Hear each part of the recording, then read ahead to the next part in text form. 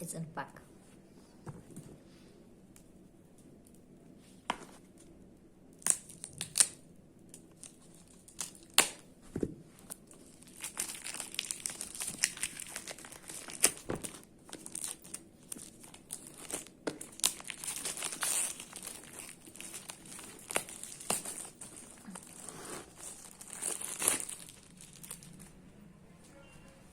So this is the Yoginis Oracle.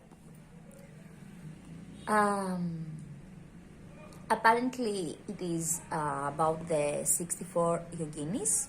I'm not sure, a pantheon of gods or symbolisms, minor symbolisms in India. Every yogini symbolizing something that has to do with knowledge, with the supreme being, something. And each one of them, it will give you, through the understanding of the yogini that it represents, it will give you the understanding that this yogini represents. I said represent 2 times. It's okay, you got the point. So it is an oracle and more of a guide. It is more of a guide how to go further into some things of your life, or maybe understand if something is fearful for you, or what you have to maybe overcome to reach a specific point. And I believe inside also, let's see at a card. Okay, so this is the book.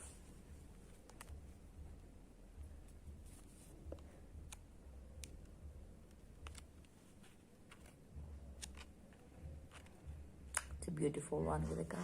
Look at that.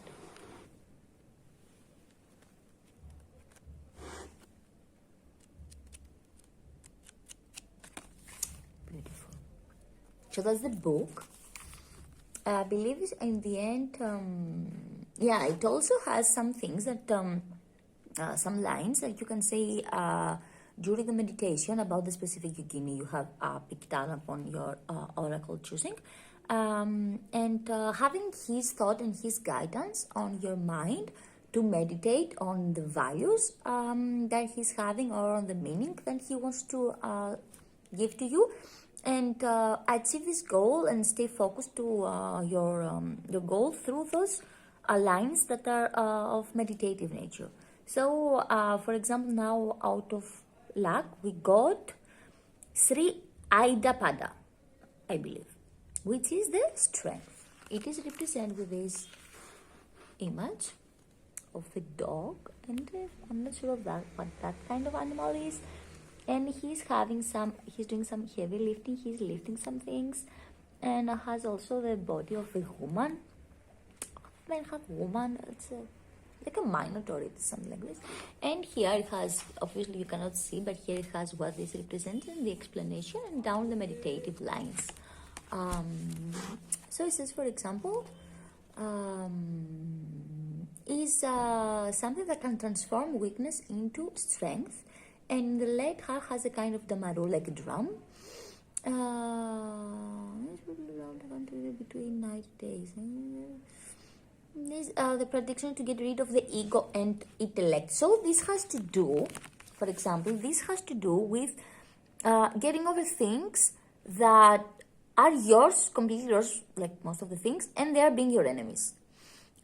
Things like ego and the things that they cannot let us go forward, sometimes see the truth. These are the things that you have to get rid of. And this represents with this and strength, because it needs a lot of strength to actually leave your ego behind. And intellect. Obviously the intellect is maybe the harder one. And the lines that it has for the sadhana, for the meditation, is a bow to the intuitive cognition that can be achieved through my regular spiritual practice. I bow to my commitment beyond weakness or strength.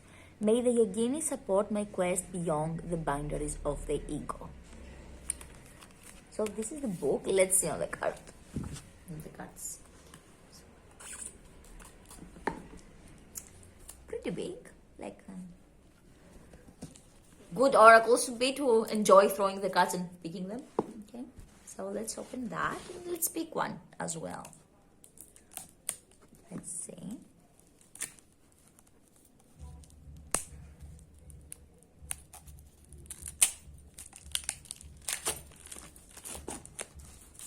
Okay.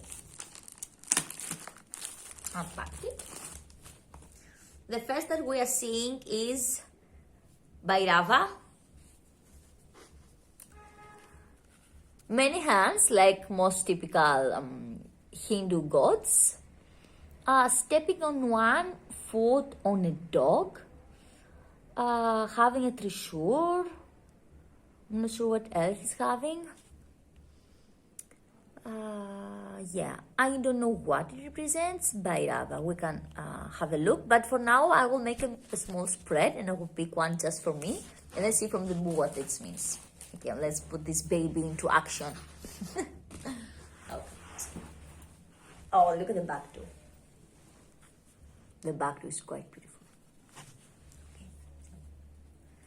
Let's put this baby into action. We are not going to clean it now from energies or anything. We are just going to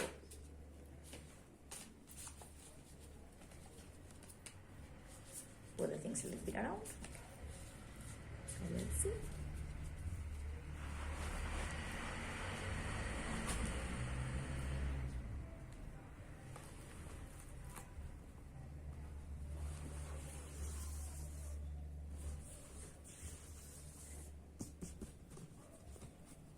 They're still new, so they're sticking to each other because they were packed and they need a little bit more of a spread and help with the other hand to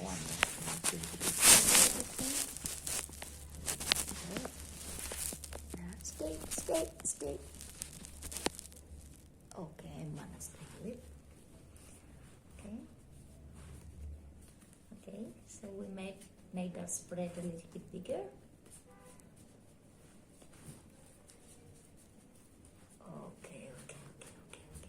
Nice.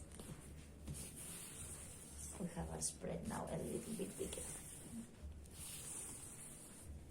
Okay. Let's pick one. Okay.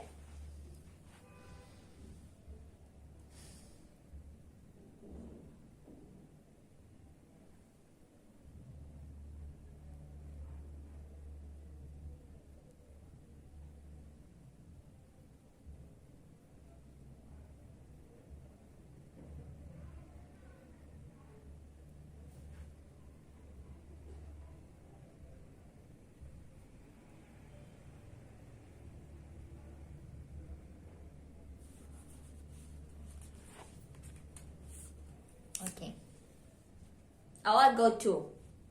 It's okay, we'll look at both of them. So I got Vindhya Pada and Takala Pada. Both of them beautiful, obviously. There. Those are the two ones that I picked.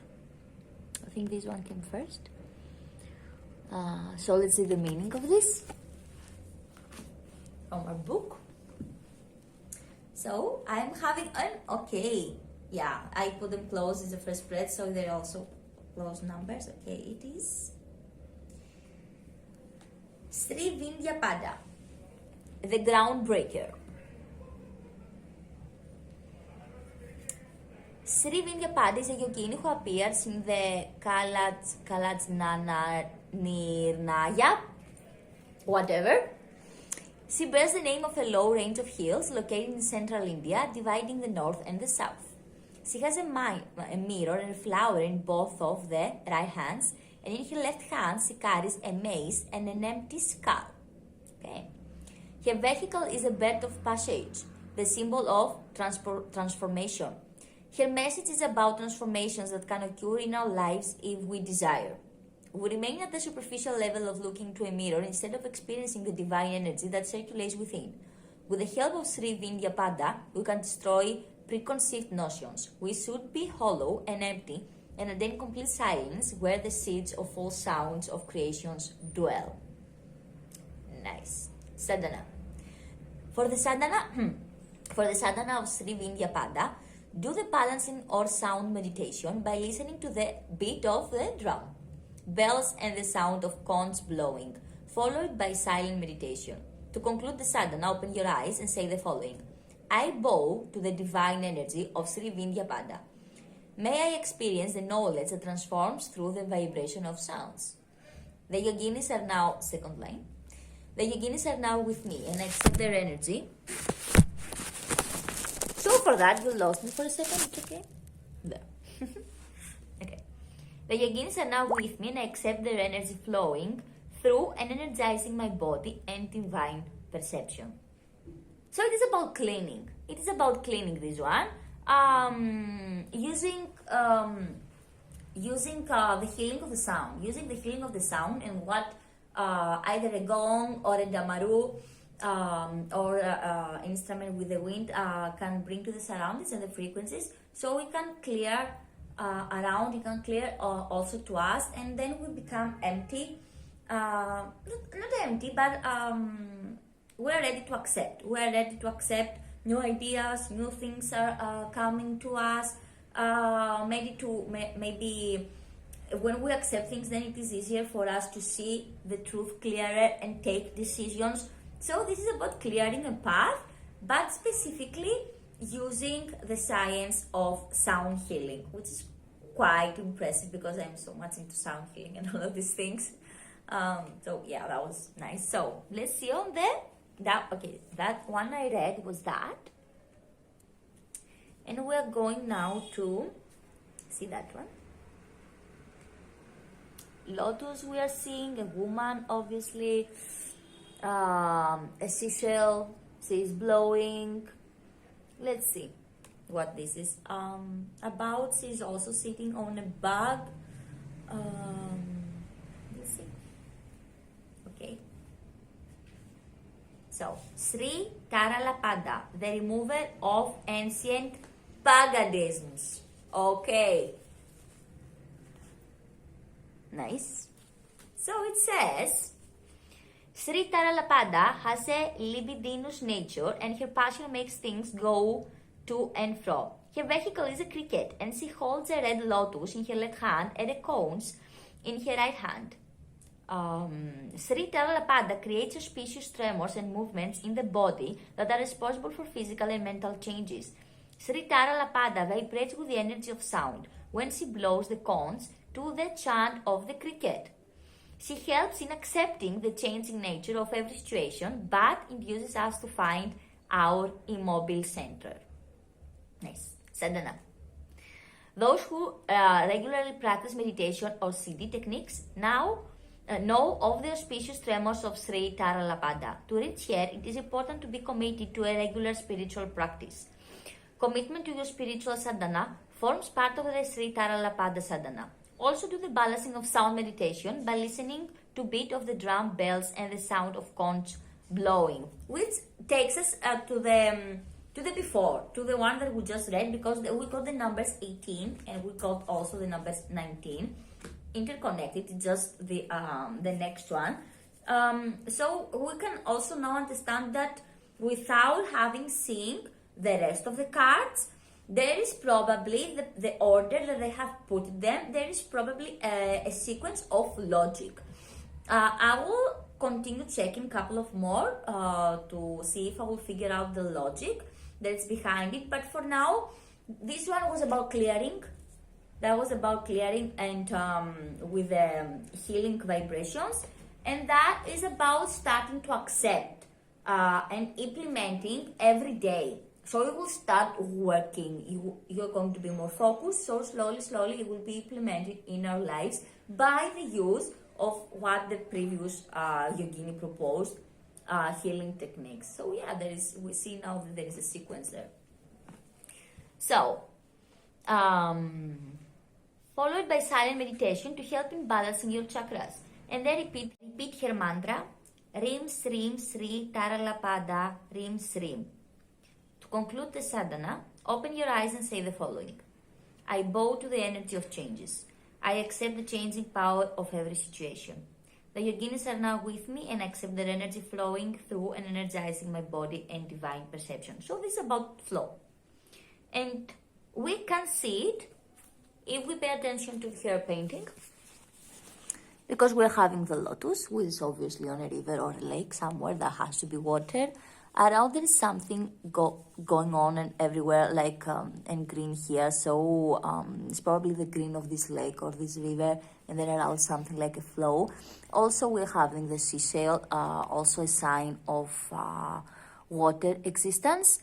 So it really represents the change through the flow that will come also through the healing sounds of music.